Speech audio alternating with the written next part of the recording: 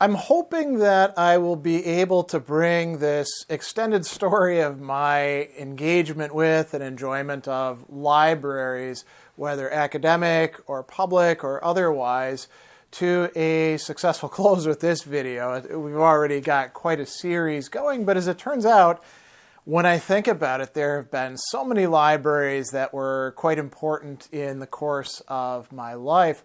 So we're going to pick up now after the move in 2011 from Fayetteville State University, where I was an assistant professor who, if I would have stayed there, I was up for early tenure and promotion, had already done a library fellowship, had overseen the development of the quality enhancement plan and defended it in front of SACS. I left all that behind. I mentioned at the end of my last video, I did so for love. And so I won't tell the whole story here. I'll do that some other time. I'll just say this. So I got involved with my, now wife, Andi. And we had known each other since high school, lost track of each other, crossed paths, lost track of each other, crossed paths again for the final time, fell in love, decided that we wanted to be together. She was up in New York in the Hudson Valley working at the Culinary Institute of America, and I was down in Fayetteville. And, frankly, I definitely wanted to be up north rather than down south, and there was no question of her leaving her position behind. She was actually an assistant dean at the time. So I resigned, packed up all my stuff, moved up there, and by November we were actually married and living a life together. So libraries became quite important as I carried out my research projects, but there were new additions to my engagements with them. So I'll mention first of all that I continued doing academic research, and for that, when I was teaching at Marist College, their library was not bad. It was not stupendous, but it was decent enough for me to find a lot of the things that I wanted to, and a portal through which I could get access to JSTOR and stuff like that. And I continued teaching at Marist for the time that I was there, originally face-to-face, and then I eventually shifted to online. Then in 2015, we moved back here to Milwaukee. This is the area that Andi and I are both from. Her parents actually live right down the road. And so, then it was a different shift.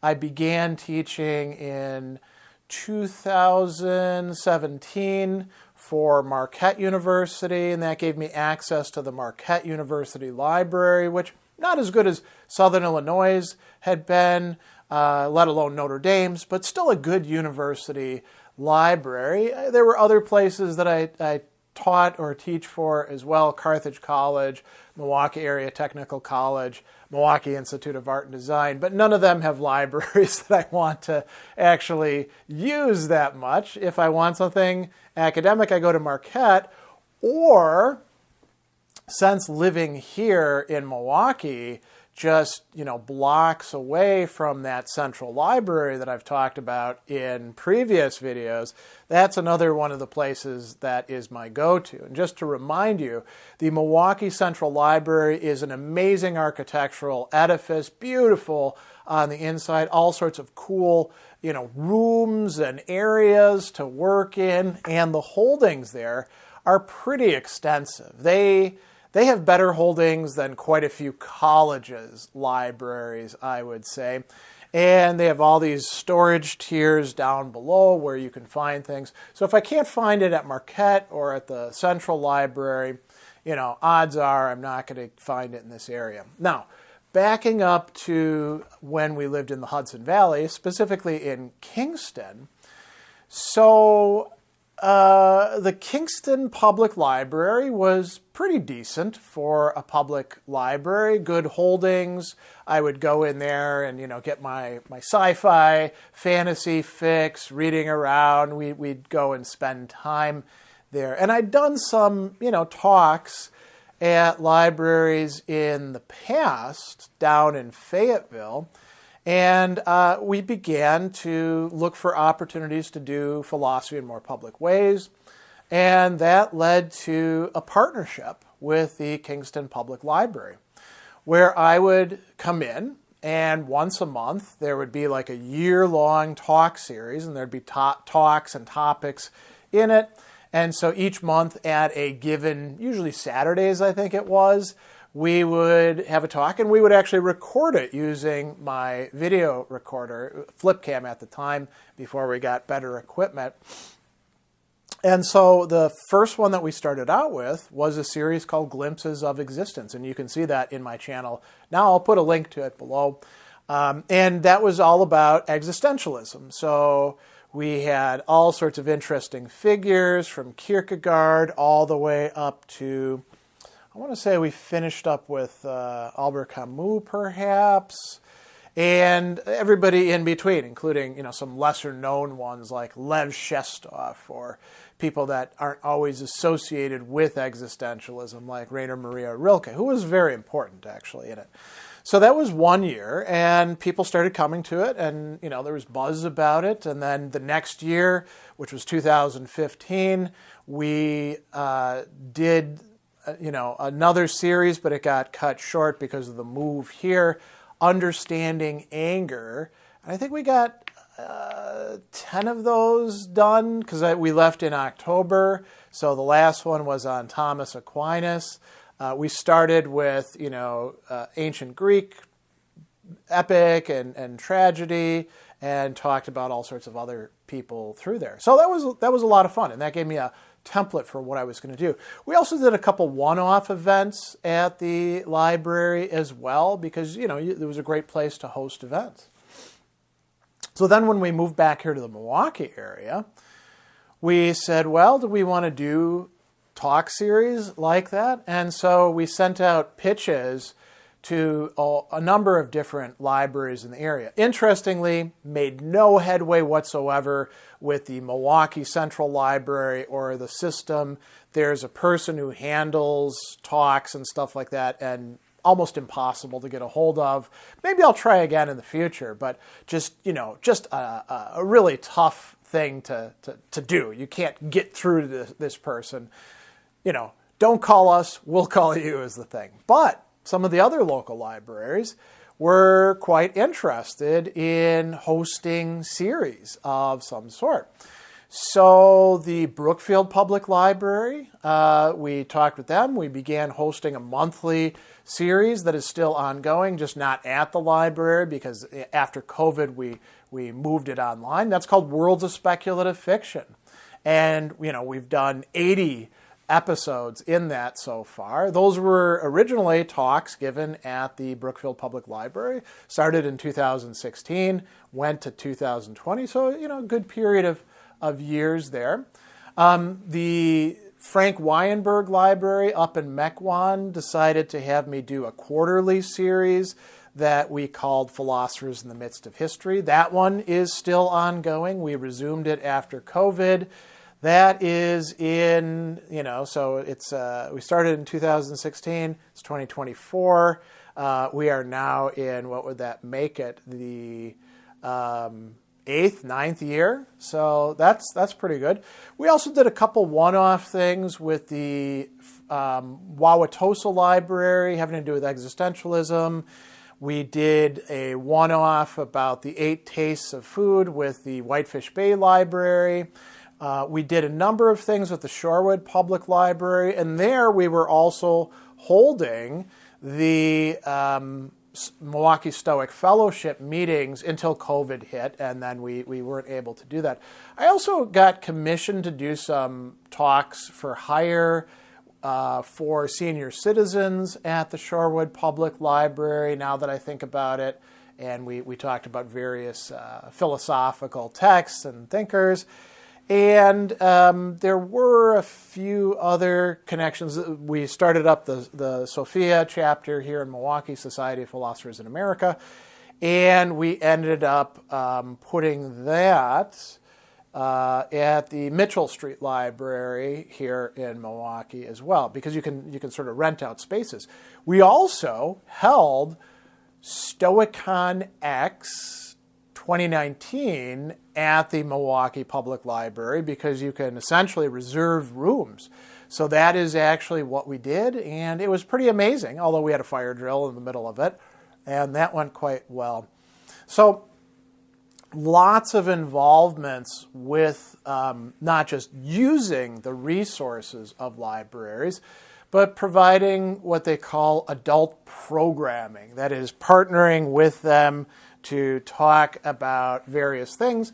And, it's kind of a cool symbiotic relationship, right? I sometimes check out books from these libraries. I get to walk around, check out their stuff. They get somebody to come in and use their space to provide something of intellectual, but also sometimes practical interest for their patrons and for the general public. And so, this is part of what libraries are about. They're not just repositories for books or where you go to get DVDs for your kids or, get music or stuff like that. They're also kind of hubs for the humanities in general and the arts in general. As I'm saying that, I'm thinking about the Milwaukee Public Library, which I've already talked about before, as having all sorts of artworks and also artifacts on loan from various places. So, for example, the Milwaukee Art Museum, which is quite great, will have some of its collection there for viewing in the Milwaukee Public Library. Some of it you see as you walk right in. Some of it you got to go upstairs and walk around, and you'll find it. And then there's, this humanities room, which has all of this nautical, maritime stuff, models of ships, equipment, and things like that, as kind of decoration, but also as displays. So libraries do, in fact, have a lot of cool stuff. I should mention one other library that, again, I talked about before, but ended up making use of.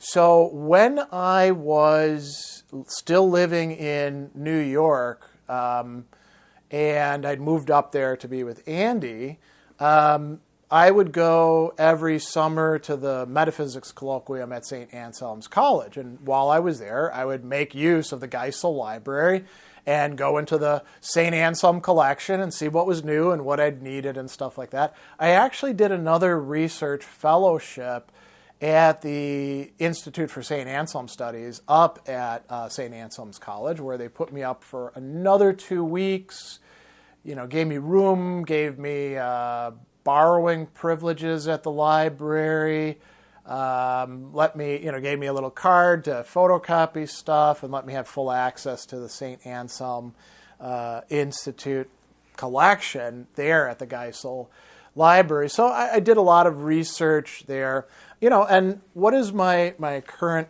MO? In addition to giving talks at libraries, and I'll probably start looking to do more of that. My main working with a library series right now is Worlds of Speculative Fiction. It might be nice to start doing more talks, including one-offs, at local libraries, but what I think I need to do is start reaching out to them again and saying, hey, I'm available for this sort of thing, and I might stretch as far out as Kenosha and Racine, or Lake Country, or as far north as Sheboygan and the Fox Cities and stuff like that. Well, we'll see what happens. So there's all of that going on. Obviously, I'm a big reader and still carry out research. So through Marquette, I have what are called courtesy appointments at the university, which means that even when I'm not working for them, they kind of keep me on the books as a local scholar who can have access to the library and email and things like that. So that's very nice of them to do. I have to apply for it every year. It's really quite invaluable, because to be cut off from the resources that a research library affords you, including the electronic resources, that is problematic for an independent scholar. Now, as a adjunct professor at MyAd, I could, interlibrary loan, request a lot of stuff, but that costs that school money to do that. So I'd much prefer not to do that. And then, of course, we have our amazing central library. And I would say I'm probably in there once a week at least, if only to go pick up books that I've reserved or return books. But sometimes I spend quite a bit of time there, and it's a nice place for me to work. I might start doing more and more things there in the coming future. We'll just have to see. That library is going nowhere. And this is a good place to bring it to an end. So, successfully did so. Took 4 videos to talk about my involvements with libraries, but that makes total sense. I'm 53 years old. I am somebody who has been reading since I was 3. I love libraries. I think they serve an incredibly vital role within our society. There's a lot of people who want to try to, deprive them of funding or cut them off of things, basically for political reasons. But I think we need to be going the opposite way. We should be giving even more funding and resources and importance to our libraries, not least because they provide so many people who don't have the resources to get their own stuff, to be able to borrow all of these things. They also are a vital hub for so many other matters in life. As a matter of fact, right now, if you go into a library, maybe this is no longer the case in just a little bit, but you're going to see a lot of tax forms. People go to libraries to get these because that is one of the places where you know that you can pick them up. They serve a common and general good, and many people, they serve a particular good for them or for those connected with them, for their family. And I know for me, I have benefited so much from libraries over the course of my life that is where I'll end it. I do give back a little bit, you could say. We're friends of the Milwaukee Public Library. Some of my things are found in libraries. I give talks at libraries, but what I'm giving back is so much less than what I have had as benefits, free gifts from all of these libraries throughout my life. I think it's really worth celebrating. And, if you're a user of libraries, well worth thinking about just what a wonderful thing, an institution that we experience and often take for granted in our own time.